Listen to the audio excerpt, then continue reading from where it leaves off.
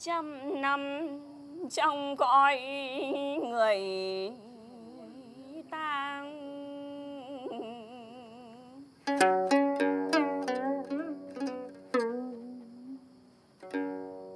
Chữ tài chữ mệnh khéo làng ghét nhau.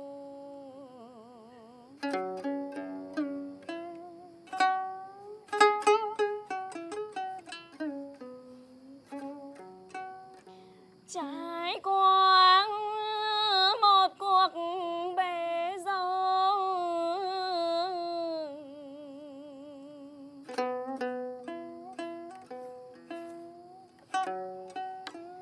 những điều trông thấy mà đau đớn lòng.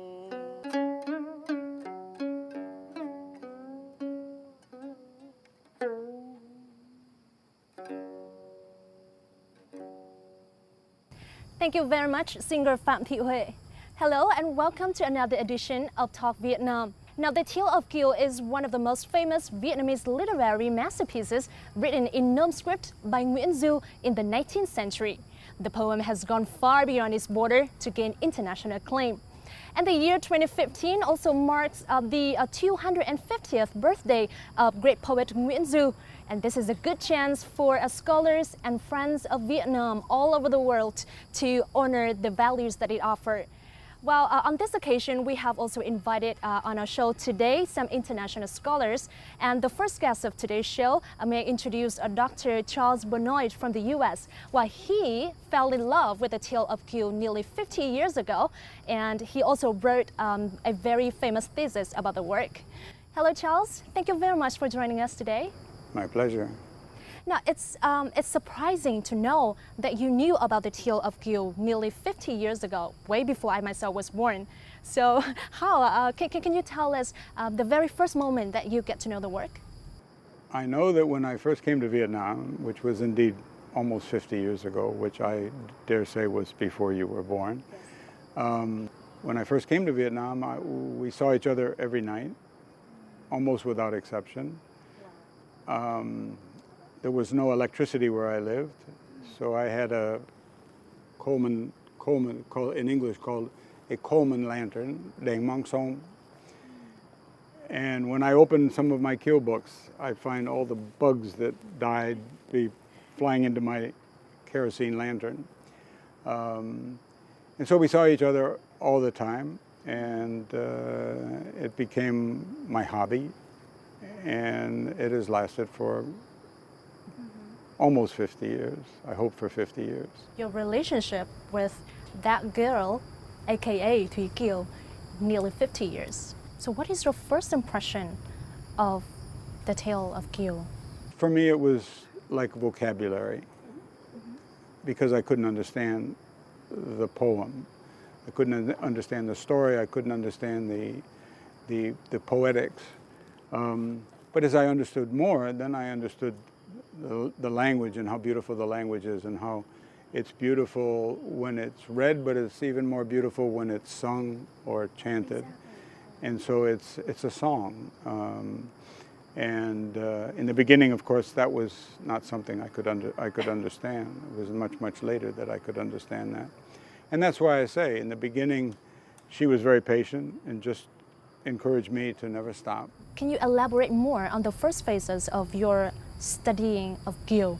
Like, I believe that it must have been quite challenging even to understand the annotation, because it is a different language from yours. True. You accept the fact that it will take time, that you cannot have it now, but if you never quit, it will be yours. And so that's all I had to do, was convince myself that the Tale of Kiều was worth working hard for, and it was. And I never quit. So, sure, there were parts that I didn't understand, but I didn't expect to. I will in time, and I did. So how long did it take you to fully understand the whole Tale of Kiều? If I started in 1967, I was still studying in 1975. When I went back to the United States in 1975, that's when I studied Kiều the most. I think I missed Vietnam. I was homesick. And so Kiều was my connection to Vietnam. So I spent at least 12 hours every day studying and thinking about my future and what I will do. And that's how I happened to go back to university and to teach and also to write a thesis. And of course, when they asked me what I wanted to write my thesis on, it was not hard to tell that I wanted to write it about Kiều.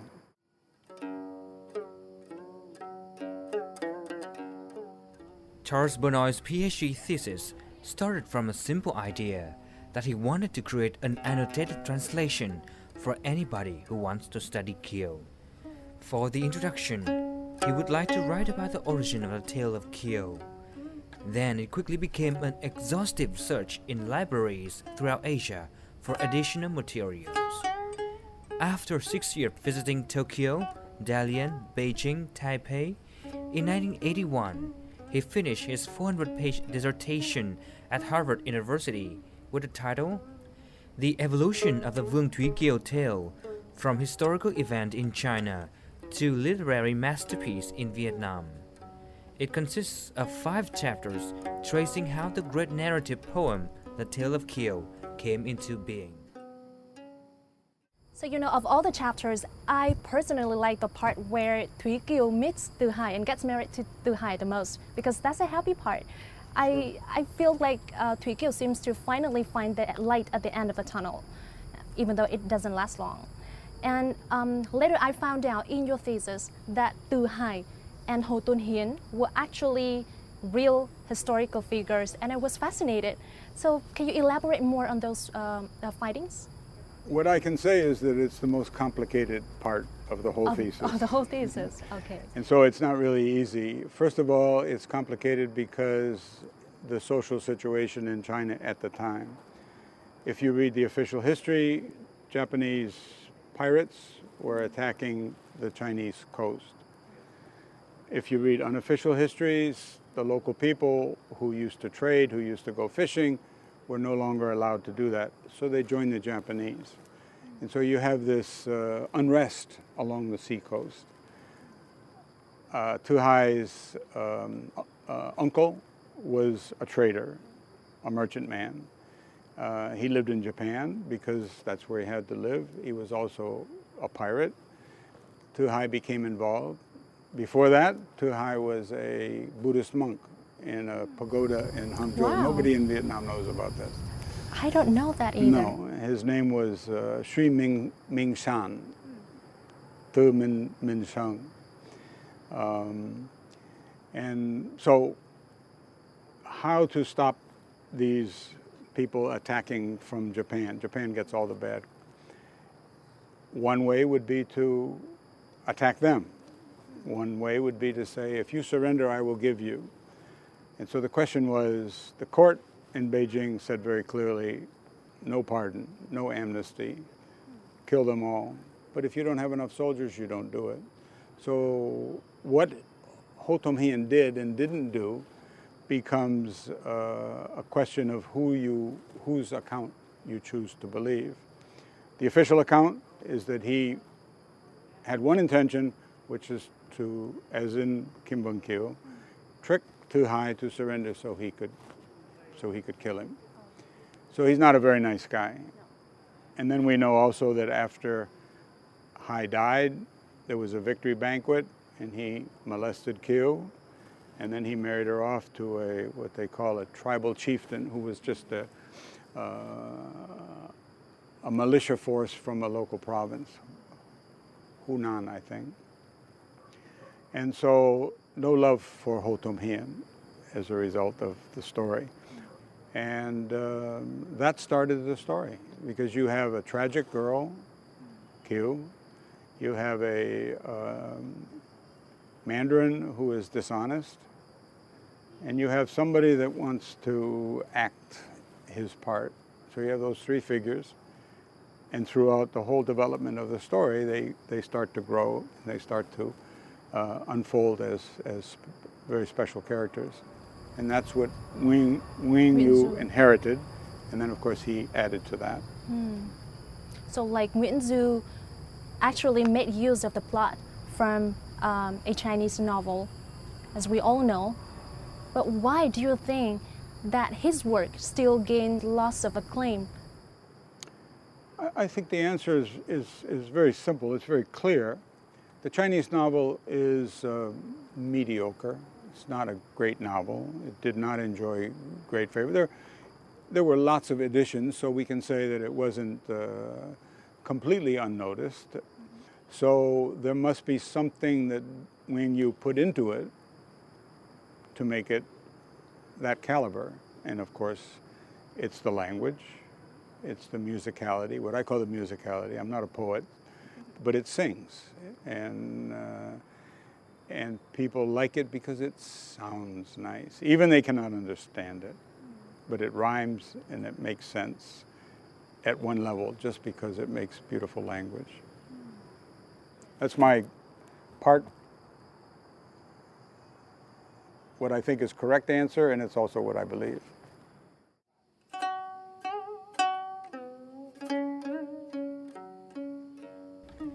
Cherished for its creativity, independent thinking, and distillation of Vietnamese culture, Nguyễn Du's The Tale of Kiều is considered to have had the longest and richest receptive history in Vietnamese literature.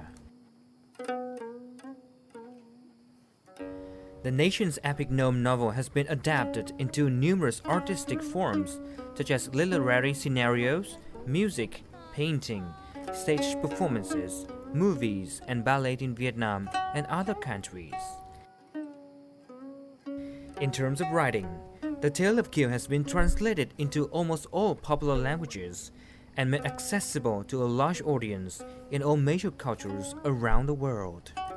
According to Rainer Kresak, a French researcher and translator, The Tale of Kiều by Nguyễn Du is truly a literary masterpiece, comparable to any great works in any other countries during any periods. Many statesmen also quoted some verses from The Tale of Kiều to express their understanding of Vietnamese culture and used these as a bridge to build friendship with Vietnam. The great Vietnamese poet Nguyen Du had written, "Thank heaven we're here today to see the sun through the parting fog and clouds," because it is parting. We're here. With his great works, Nguyễn Du has been honored by the world. In 1965, he was honored as the World Cultural Celebrity by the World Peace Council on the anniversary of his 200th birthday.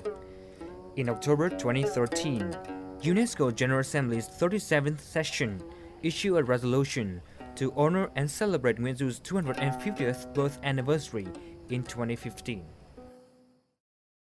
So after all this research, what do you think are the most significant values that the work has to offer?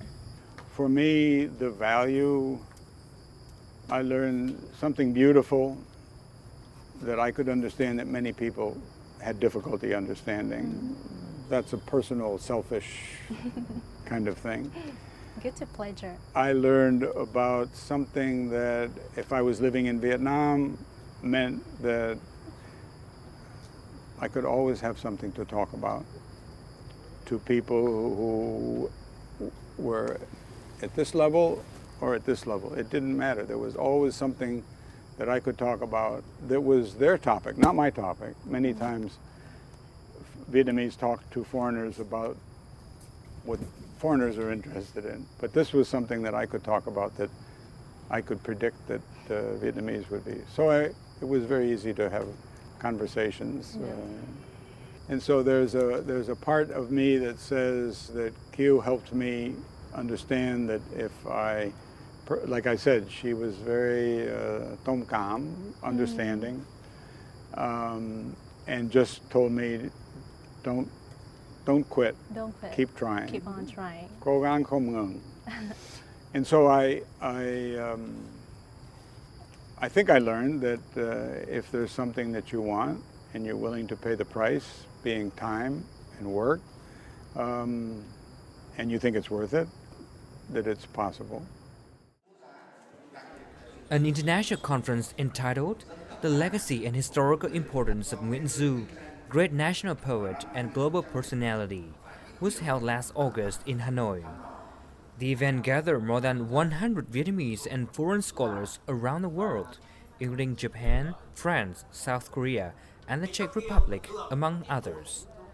They delve into the values of Nguyễn Du's works and reveal new perspectives and approaches to studying his writings. Trong các tham luận gửi đến lần này thì các học giả, đặc biệt là các học giả nước ngoài, cho biết chúng ta biết những cái thông tin về truyện Kiều đã vượt biên giới thế nào và được tiếp nhận ở các quốc gia khác ra sao. Những cái đánh giá Nguyễn Du từ góc nhìn liên văn bản, đánh giá Nguyễn Du từ góc nhìn tự sự học và thi pháp học, đánh giá Nguyễn Du từ góc nhìn văn hóa chính là những cái độ mở mới trong diễn giải về di sản văn hóa Nguyễn Du. The deeper the tale of Kiều is explored, the more cultural dimensions are discovered, as well as admiration and appreciation for Nguyễn Du grows. Tôi rất là khâm phục đại thi hào Nguyễn Du và cô cũng rất là thích Kim Vân Kiều truyện của Nguyễn Du. Đó là một trong những tác phẩm son sắc nhất trên thế giới và rất nổi tiếng ở Nga. Nguyễn Du dựa vào Phật giáo và Nho giáo mà sáng tác việc viết ra truyện Kiều. Đó là nguồn gốc nảy sinh sự sâu sắc, tính sâu sắc của tác phẩm.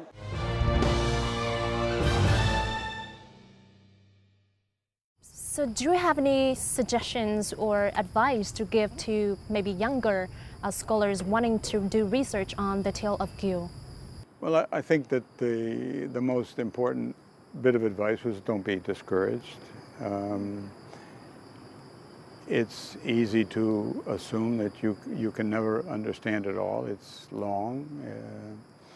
It has lots of Chinese allusions. The good news is that there's only 21,000, and many of those are duplicates, characters to learn, because that's how many are in the entire poem. It's worth the effort, but there's a lot of effort. Mm-hmm. So just don't give up. Keep on trying, and that's persistence is the solution to many problems. Yeah, wow, that's great. That's a great advice. That's what Kiều taught me. Wow. Okay. Thank you very much for spending time here with us, and thank you very much for your amazing work that you've done researching the tale of Kiều. I myself learned a lot from that too. Thank you very much. Thank you for inviting me.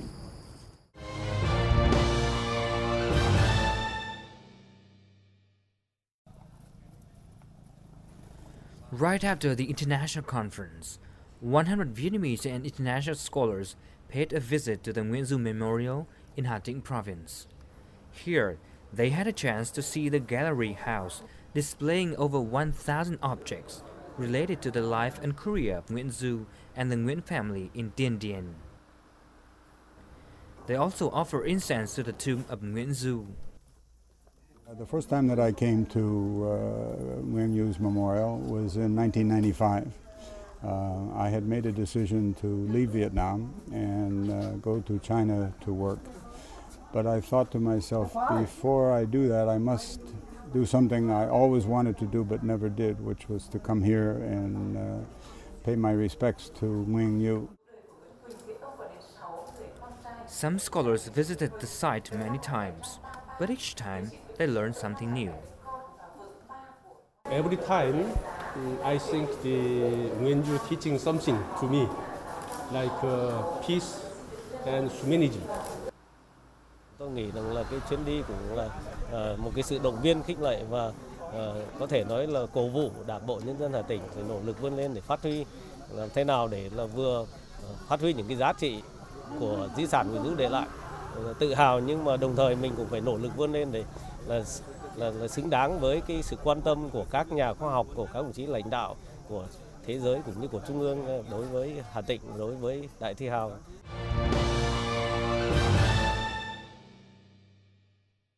So you've just watched some footages of the international scholars' visit to Nguyễn Du historical site in the central province of Hà Tĩnh.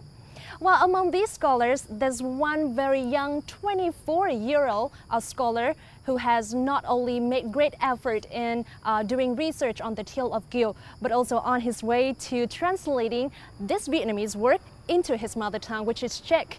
And today we have the honor to invite him here on the show with us, Mr. Jan Komarek.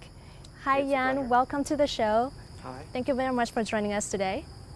Well, you know, to be honest, I really admire scholars like you. You've made great effort translating the Vietnamese a work of literature, which I myself found very hard to understand, and you translate it into your language. So why? What makes you decide to go for it? The reason why I decided to work in Kiel was that I wanted to do something about literature, and there is basically nothing in this field in the Czech Republic. And you know, Nguyen Du is the greatest poet, so that's why I decided for him. And I also read a translation of Truyện Kiều to Czech, an older translation. It was translated from French, not from Vietnamese. And I liked the story, and I thought maybe I could do that better. Wow, that's great to hear. But why Vietnam? Like, why did you look for a literary work in Vietnam but not other countries? Yeah, that was because I started studying Vietnamese studies, and I started studying Vietnamese studies because I wanted to study literature, and then I needed to choose a field. We've got many Vietnamese in the Czech Republic. It's 60,000, so there's quite a lot of people in the Czech Republic to talk to about this stuff. Yeah, that's why Vietnamese. So, can you tell us what is the most difficult part in the translation process? I think the most difficult part are the allusions, because it's always hard to decide how to translate the allusion. For example, it's the third verse in Truyện Kiều. It's trải qua một cuộc bể dâu, which literally means there was an event of sea and mulberry. Well, and that suddenly appears some mulberry. Well, most of the Czech readers don't even know how mulberry looks like and what it does in the poem. So here you have to decide. Either you can translate it literally, so you say there was an event of sea and mulberry. Well, no one understands. Doesn't make sense, right? Yeah, it doesn't make sense. It's not poetry, definitely. So you can change it to be the sea transformed into mulberry fields. Well, now it makes a little bit of sense. It sounds a little bit like poetry, but still you need to add some explanation. Where does it come from? What does it mean in the literary tradition, and so on. So that's the way how I do it most of the time. To translate it not literally, but close to the literary meaning, and then add the explanation. And to find the real meaning is also a difficult part, because I use several editions of Truyện Kiều in Vietnamese, and sometimes they're contradicting, so I need to find what I think is right. So can you share your method of translating? Yeah. How do you translate? My method is based on methods of various Czech translators from Chinese. We've got a great tradition of translations from Chinese. That is basically that you double the number of syllables.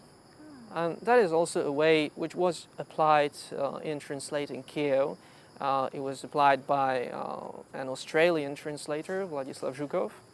So it's not 6/8, it's 12/16, and you keep the rhymes as they were in the original. So you have one rhyme in 3 syllables.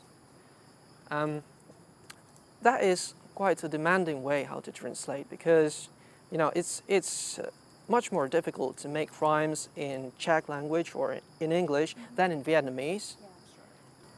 It's also difficult to keep the meaning as in the original.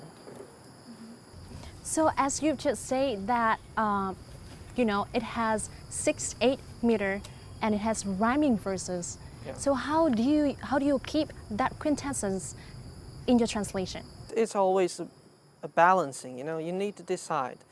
But I think the best way is to keep close to the meaning and still respect the form. not to choose one way, just to stay somewhere in between. That's it. The Tale of Kiều, which has 3,254 verses, has been translated into some 20 different languages. And for English alone, there are up to 5 different versions. So we're going to learn more about that in the following. Not only English, but also Polish, French, Hungarian, German, Russian, Korean, and Japanese. The Vietnamese Tale of Kiều has traveled around the globe.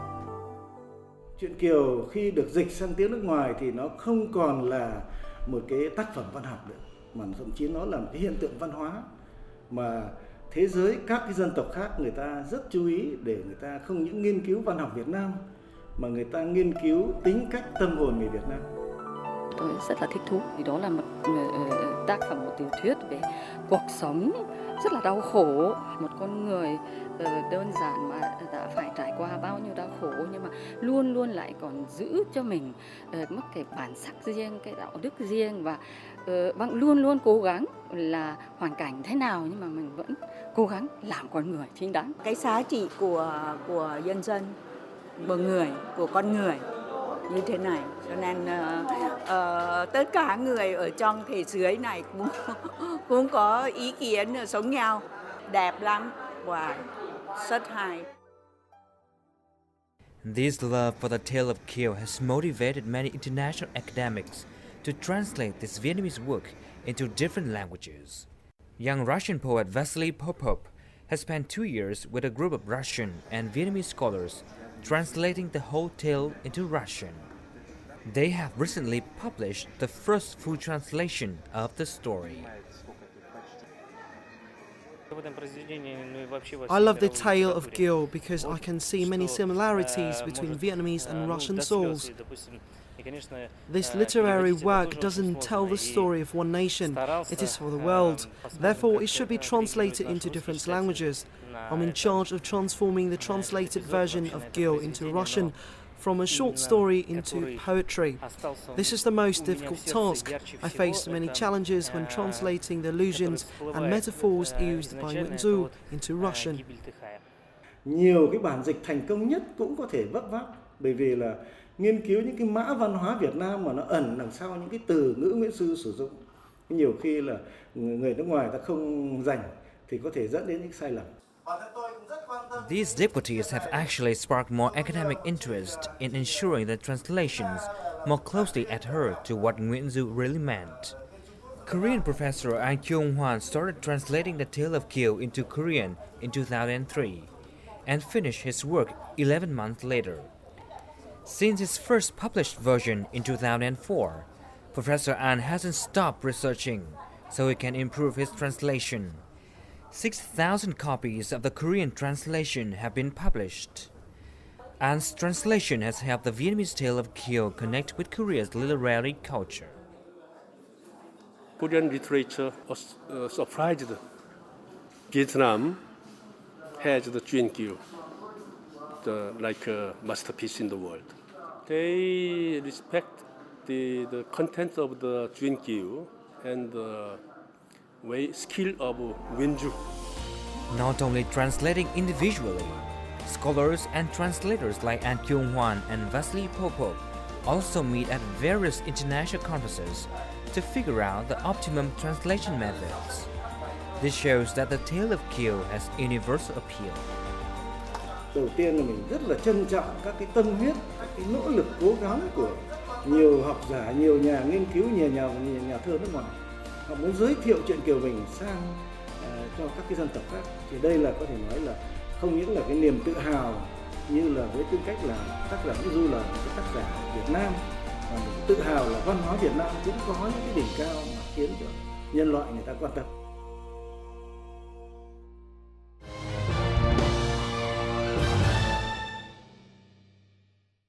During the translation process, you must have gone through lots of other translations in other languages. So what do you think about those translations? Well, I think I can bring something new. when it comes to Czech translations, they're from French. They're now very accurate.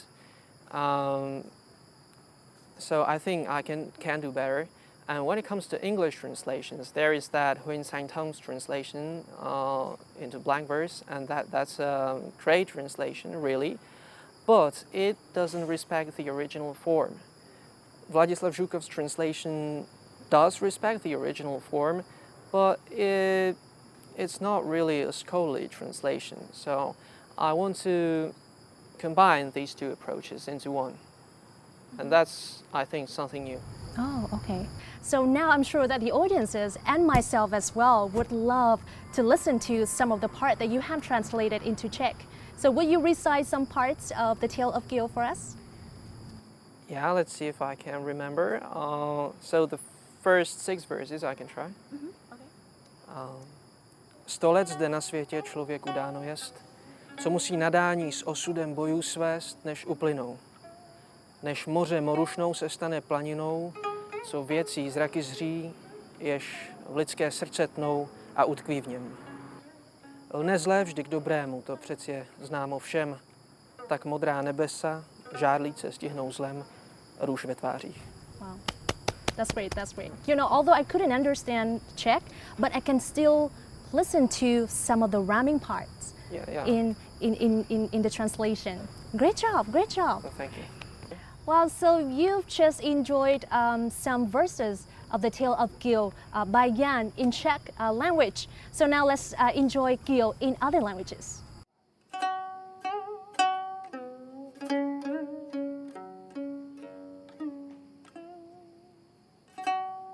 In 100 Jahren, die vielleicht ein Leben währt in dieser Erdenspanne, widersprechen oft sich Gabe und Geschick. So musste ich in Zeiten, da Gedanken sich und Menschen wandelten wie Meere, aus den Wogen wuchsen Maulbeerfelder, Dinge schauen, die mein Herz zerrissen. 幸いなるかな開口し闘争の会にて花探せ光栄みたり垣間より春蘭秋菊愛きそう Она умолкла и без чувств упала, ударилась о камень головой, тихая грудь вся кровью полыхала, но вдруг он вздрогнул, словно бы живой, и покачнулся, и упал с ней рядом, обняв ее мертвой рукой.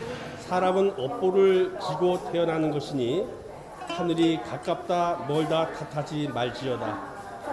선의 근원은 우리의 마음속에 있는 것이고 마음 심자는 제주 제자 세계와 맞먹는 것이라.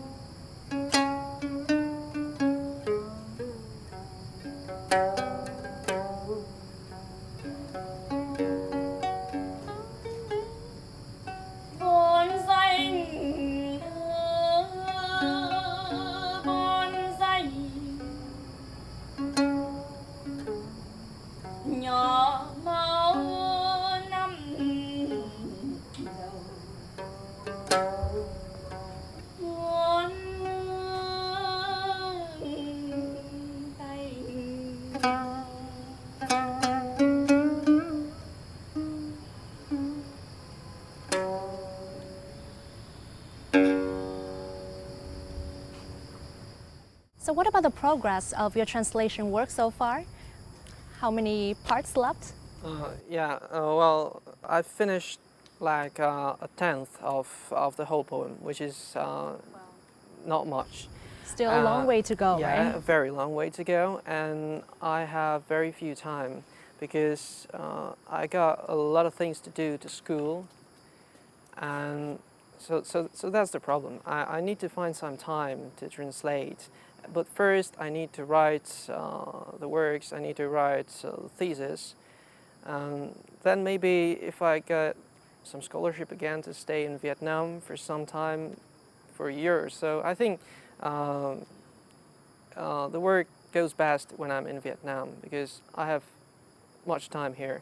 I don't have many friends here, so I can really concentrate on the work. So maybe in a year, if I'm here again, I will not be teaching English again, I will be translating Kiều. So you're saying is that you're now focusing on finding a scholarship to go back to Vietnam and continue the work that you've been doing, right?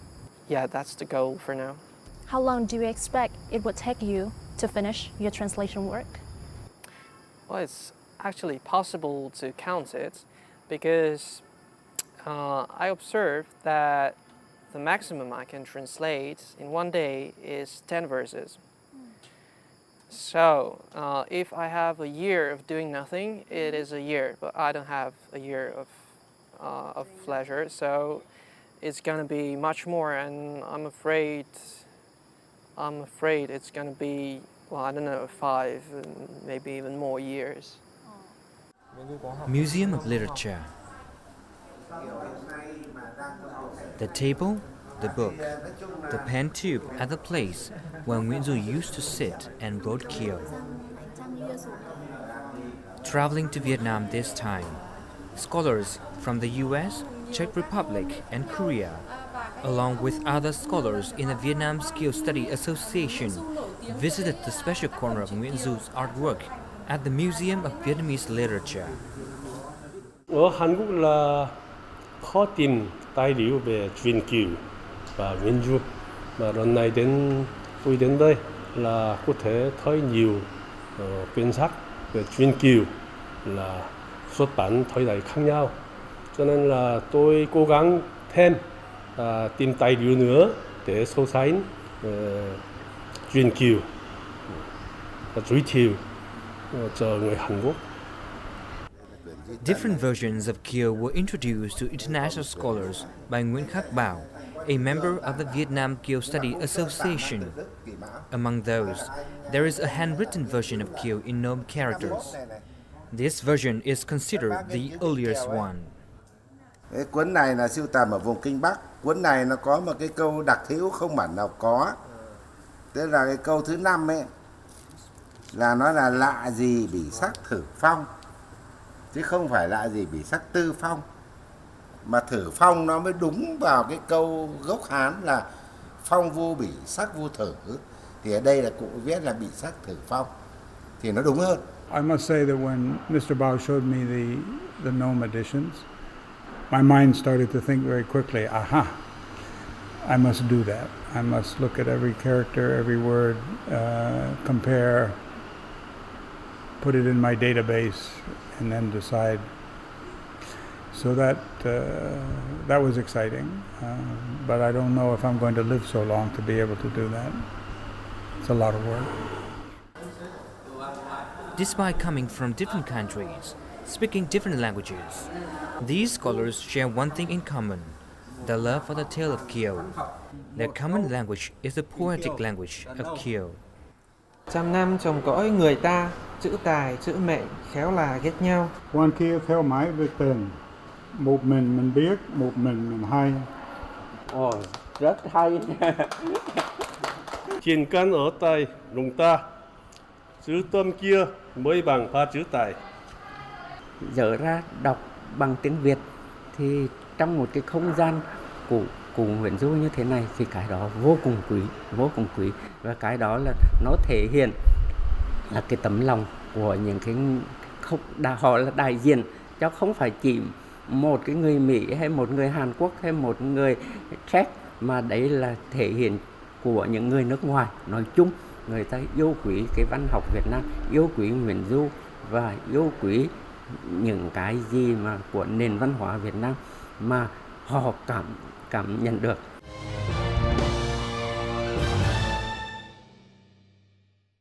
So today you visited the Vietnam Museum of Literature with the Vietnam Kiều Association.